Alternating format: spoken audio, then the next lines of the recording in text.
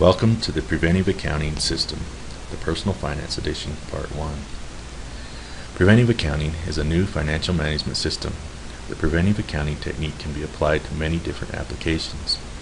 In this edition, it will be applied to personal finance, specifically day-to-day personal financial management.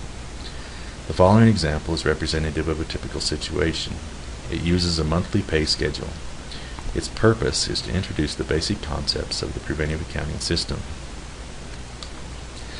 The preventive accounting system is based on a traditional transaction register, often known as a checkbook register. The first step in the system is to record our income into the transaction register when it is deposited at the bank. The next step is to make a list of all known expenses for the coming month.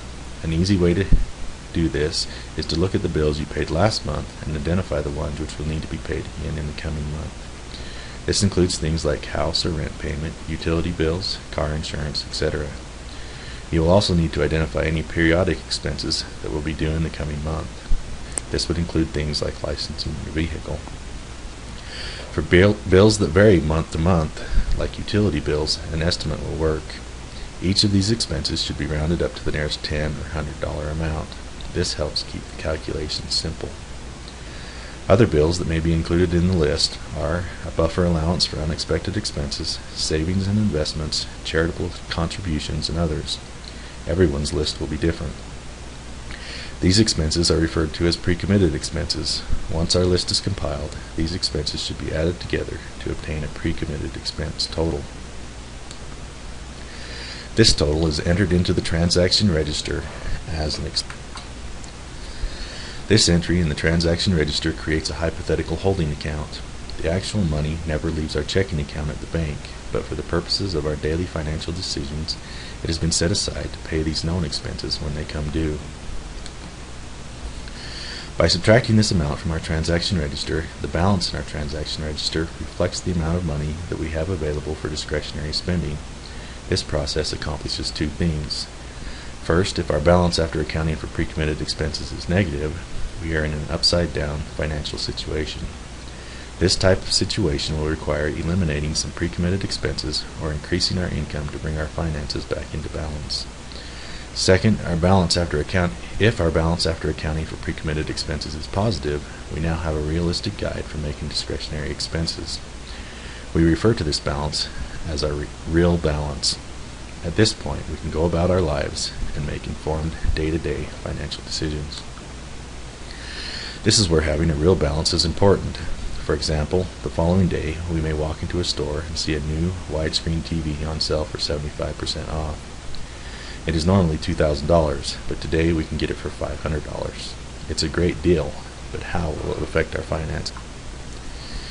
If we are not using the preventive accounting system when we look at our balance, it would be easy to assume we have the money to make the purchase and still meet our obligations for the rest of the month.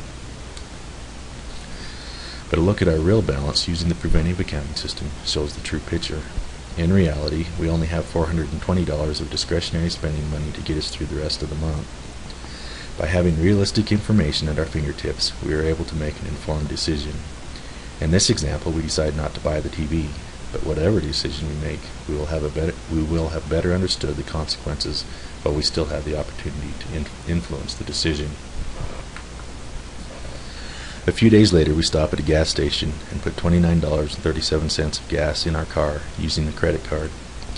The preventive accounting method incorporates credit card transactions into the transaction register.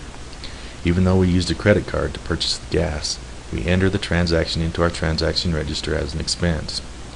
In this system, credit card entries in the transaction register can be rounded up to the nearest $5 or $10 amount to make the calculations easier. In this case, the transaction is rounded up to $30 when it is entered into the transaction register. This transaction should be marked with an easily identified symbol so it can be referenced at a later time. An easy way to do this is to simply circle the transaction. This entry also hypothetically transfers this $30 into our holding account. A few days later, we see some items we would like to buy at a department store. They will cost around $50. A quick glance at our real balance tells us that we have enough discretionary money to make this purchase. So we go ahead with the transaction. We decide to pay for it with a check, so we enter the amount of the check into our transaction register and subtract the amount from our balance just as we would normally do. This is a real transaction where the money will actually be withdrawn from our checking account at the bank within a few. Our next stop is at the sewing shop a few days later. We decide to pay for the meal with our debit card, so we swipe the card. The only difference is, when we swipe the card, we pull out our transaction register and enter the transaction in it. This entry is subtracted from our real balance just like a check, because just like a check, the money will be withdrawn from our checking account at the bank within a few days. If we are not used to recording debit card transactions at the point of purchase, this will be a bit of an adjustment, but it is essential to making informed financial decisions. A few days later, our house payment comes in the mail. This is a dreaded day for many people, because often when the house or rent payment comes due, the money needed to pay it has already been spent. But with the preventive accounting method, we simply transfer the money we've set aside in our hypothetical holding account for the house payment back into our transaction register and make the payment. This significant event in our monthly finances is handled with very little stress. The necessary money to meet this obligation has been safely tucked away in our holding account, away from our discretionary spending, so we didn't unknowingly spend our house payment money on something else. It is important to note that our real balance is virtually the same before and after the house payment transactions. The slight difference is a result of rounding up when we set the money aside. Because we rounded up, when we transfer the money back into our transaction register, our real balance actually increases slightly. Because of our real balance stays virtually the same even when the large payment has been made, it brings a sense of stability to our day-to-day finances. As time goes on, we make other checking, debit card, or credit card transactions using our real balance as a guide and accounting for them in our transaction register as described previously. A few days later, the car payment and car insurance come in the mail. Once again, the money we have set aside for these payments is transferred back into our transaction register. We pay the bills, and our real balance returns to essentially where it was before these transactions were. Once again, we continue on with life using our real balance as a guide for discretionary spending and recording checking, debit card, or credit card purchases in our transaction register. At some point in the month, our utility bills come due. We transfer the money that has been set aside for these bills back into our transaction register and pay the bills. Once again, our real balance returns to essentially what it was before these bills were paid. In a few more days, the credit card bill arrives. This is the worst day of the month for many people. Often our credit card has been used as a catch-all for our finances. The credit card bill is the reality check. Too often the reality is not good. But with the preventive accounting system, when the credit card bill arrives, we simply go back through our transaction register, add up our credit card entries, transfer the money we set aside in the holding account for these transactions back into our transaction register, and pay the bill. Some of our recent credit card transactions will not appear on the current credit card bill. This is the result of a billing process where the credit card bill is often printed a week or more before it comes in the mail. Credit card transactions which do not appear on our credit card bill can still be paid with the current bill. Most credit card companies offer either telephone or internet services where you can access your daily credit card balance as well as your most recent transactions. A short phone call or a minute or two on the internet will give you today's balance and allow you to access any transactions which have been made since the bill was printed.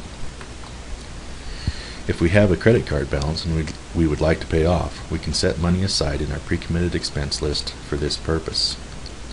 Then, when the credit card bill arrives, we simply transfer this amount back into the transaction register along with our credit card transactions for the month. We add the amount we set aside to pay against our credit card balance to the amount of our transactions for the month and pay the bill.